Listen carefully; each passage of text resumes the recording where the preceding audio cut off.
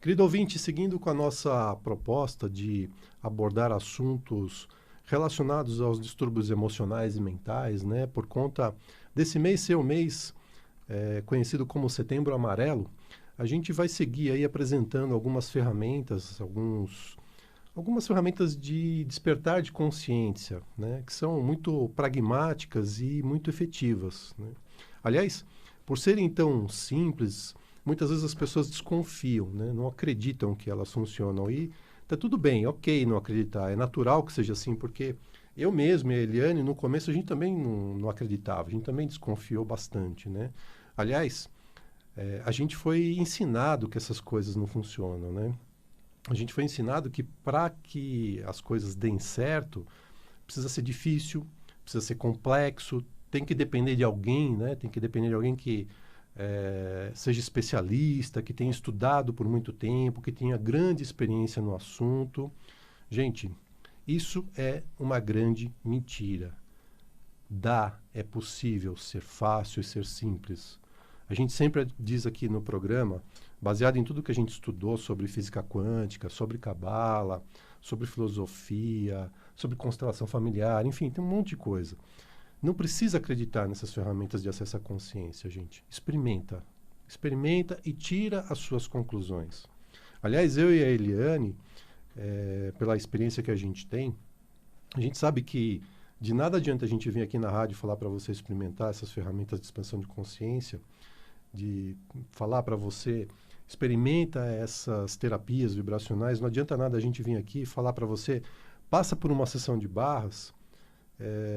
E a gente sabe que muitos casos de pessoas que passaram em apenas uma sessão de barras se libertaram de traumas, de pensamentos repetitivos, de sentimentos e emoções que bloqueiam a vida delas. A gente sabe que não resolve nada disso se você não acredita, não escolher passar por isso, né? Você não precisa acreditar, não tem a necessidade de você acreditar, mas você precisa passar por isso, porque no final das contas o que vai fazer diferença na sua vida é você escolher.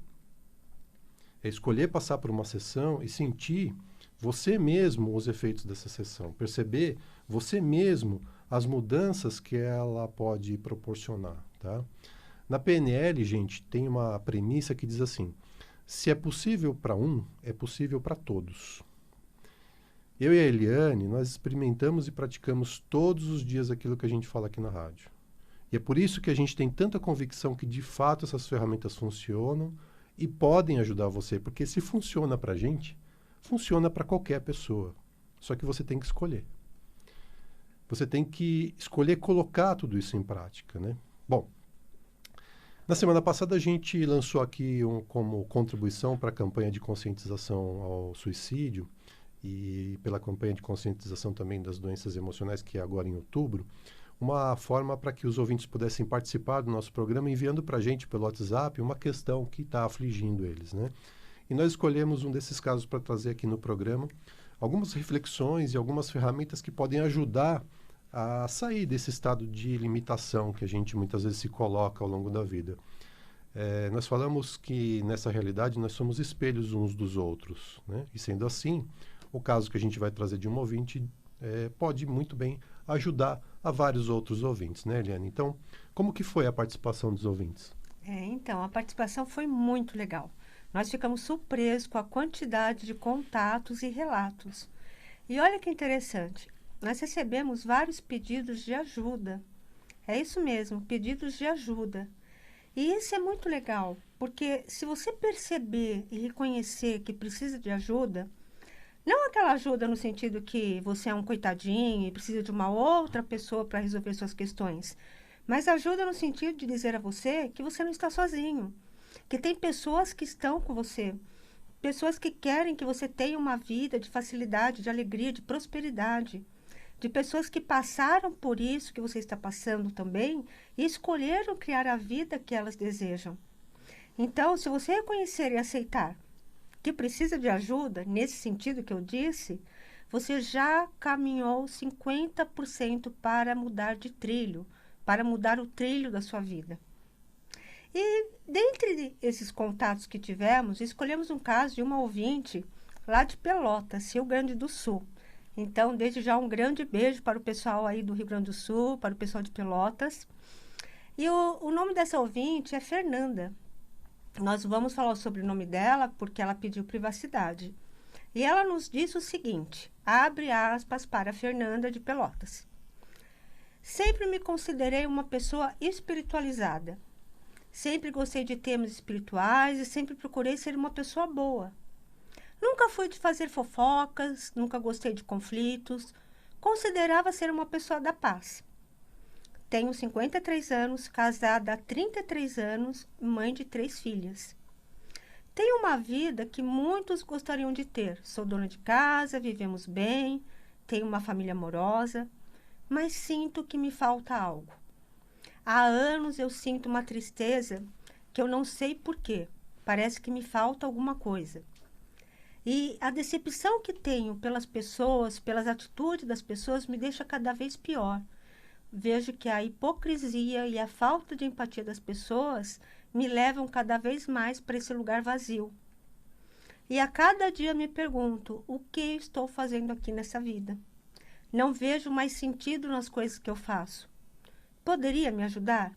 Tem como mudar minha vida aos 53 anos com uma vida já formada e estruturada? Fecha aspas para Fernanda.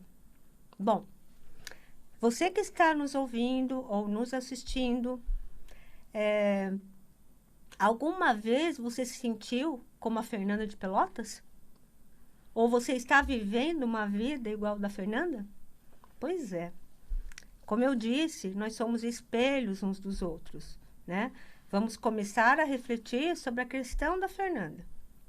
Este vazio, essa falta de propósito, essa tristeza, essa indignação que a Fernanda vive, é a realidade de muita gente.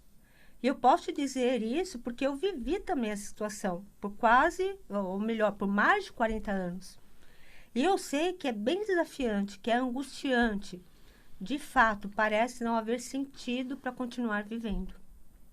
Aliás, se eu tenho tudo, tenho uma vida estruturada, tenho família, tenho saúde, tenho dinheiro, o que mais eu quero? Não está bom assim? E junto com esses pensamentos veio o julgamento, exatamente por ter tudo e não ser grato por isso. Por que estou infeliz e triste se tenho tudo? Por que me sinto assim? Percebe que o auto-julgamento está presente? Se eu tenho tudo, eu não posso estar triste. Aí eu pergunto, e o que é ter tudo? O tudo que você criou, de fato, te representa? Verdade, você está vivendo a vida que você deseja? Ou está vivendo a vida que o seu marido, que os seus filhos, que a sua família querem que você viva? A gente foi ensinado que pessoa boa é aquela que olha para os outros. É aquela que faz tudo pelos outros. É aquela que vive para os outros e, com isso, a gente esquece de olhar para nós. A gente vai desistindo da gente por causa do outro. Quantos de nós escolhemos o que é pesado para nós para satisfazer o outro, para não deixar o outro chateado ou magoado? Quer ver um exemplo? Pense agora em pelo menos 3 coisas que você fez nas últimas 3 semanas e que você não queria ter feito, mas você fez para agradar ou para atender uma necessidade do outro. Aposto que você completa essa lista com muita rapidez e facilidade. E eu não estou dizendo aqui com isso que você não tem que olhar para o próximo, não é isso. Eu estou dizendo que precisamos olhar primeiro para as nossas necessidades, para depois olhar para as necessidades dos outros. Só assim a gente pode, de fato, ser contribuição para os outros. Pergunto para a Fernanda e para você, ouvinte. Qual foi a última vez que você ficou com você por pelo menos meia hora? Seja saindo para fazer algo que você gosta, seja saboreando um café ou alguma coisa que você gosta muito. Ou até dando um passeio a pé, sozinho, só você com você mesmo. Há quanto tempo você tem evitado ficar sozinho com você, com medo de relembrar quem você é? Então, verdade, acordar, trabalhar, dormir, acordar, trabalhar e dormir, é a realidade que você deseja?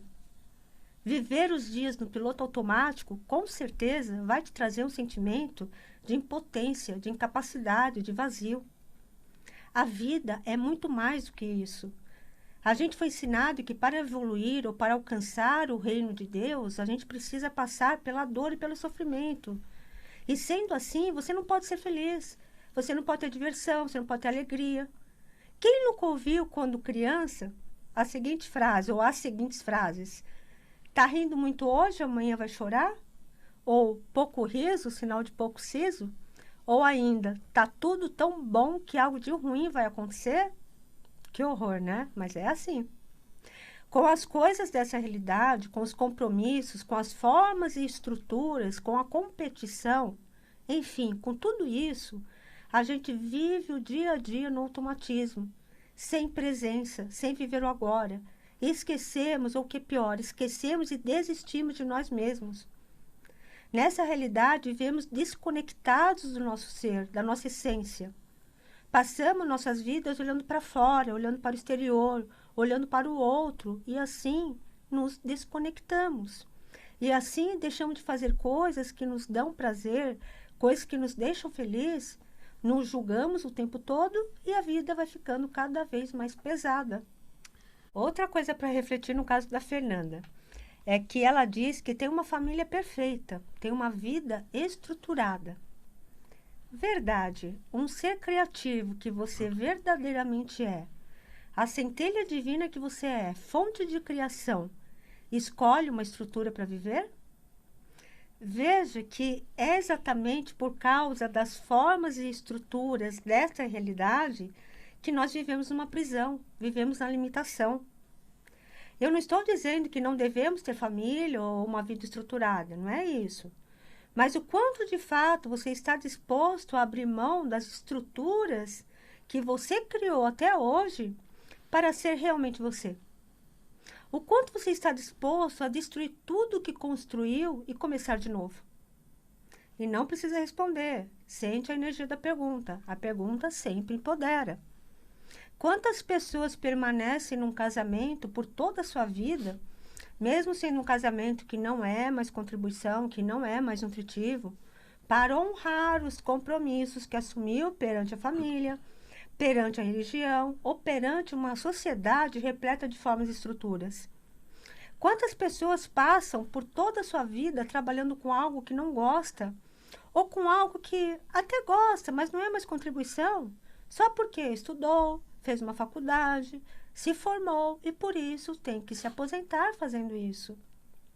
Quantas pessoas insistem em fazer algo que não está sendo contribuição, que não está gostando, porque já investiu tempo, dinheiro e por isso não pode parar, tem que continuar?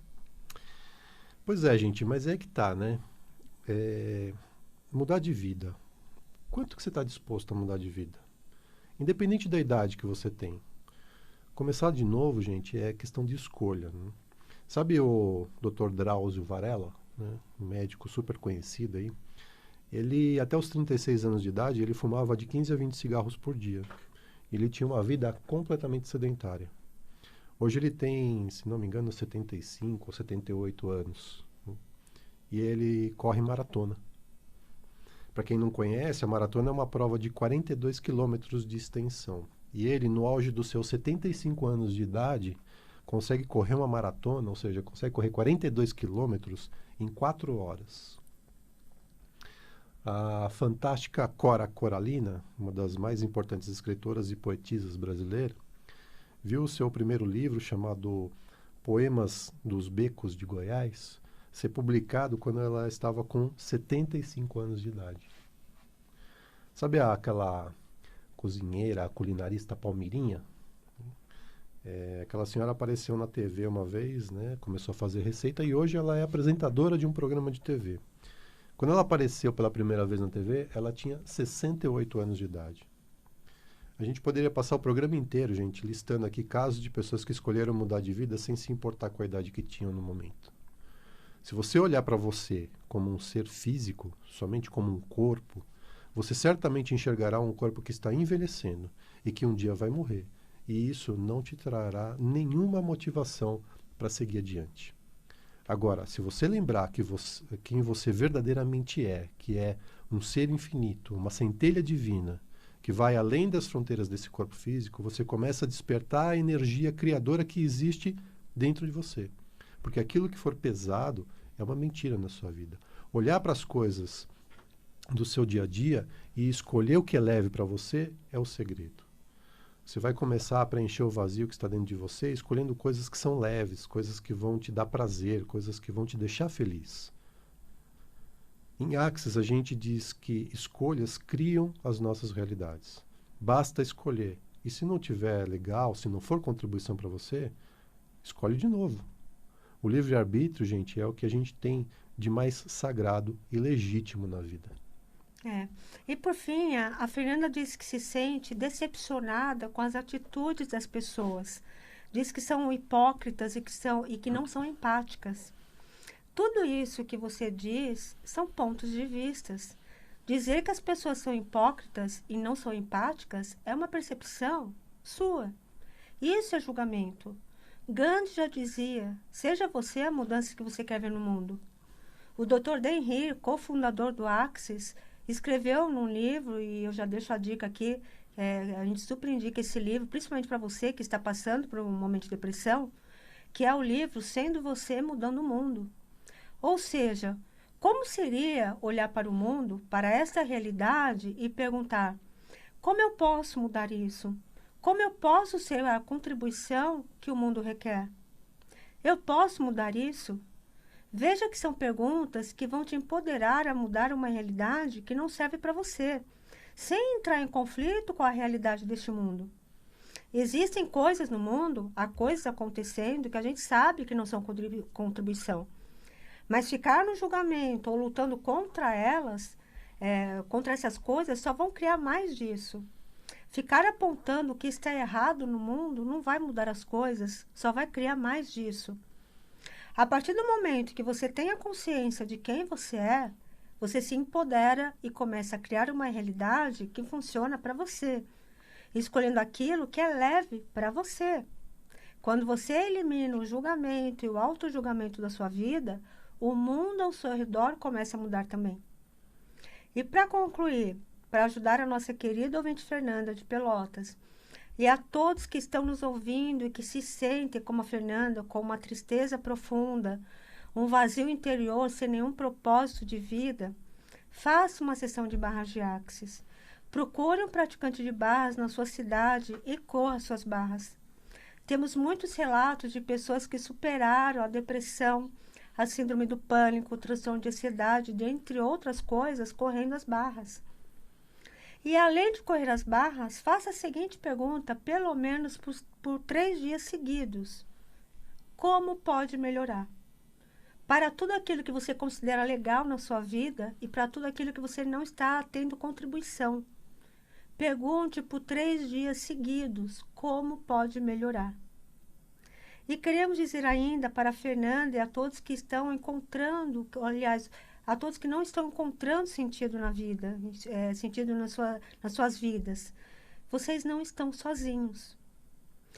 Queremos dizer ainda para a Fernanda e todos que encontram nessa situação, tem alguém ao seu lado que pode ser contribuição nesse momento. Tem muita gente que se preocupa com você e que está aqui para te ajudar a resgatar o seu ser, a potência que você verdadeiramente é. E por favor, nunca desista de você. Você não é a Maria, você não é o João ou a Fernanda de Pelotas. Você é algo muito mais grandioso. Você é um ser que está temporariamente no corpo de Maria, no corpo de João ou no corpo de Fernanda de Pelotas. Queridos, gratidão pela audiência. Tenham todos uma linda e divertida semana. Muito obrigado pela audiência, querido ouvinte. Tenha uma ótima semana e fique na pergunta.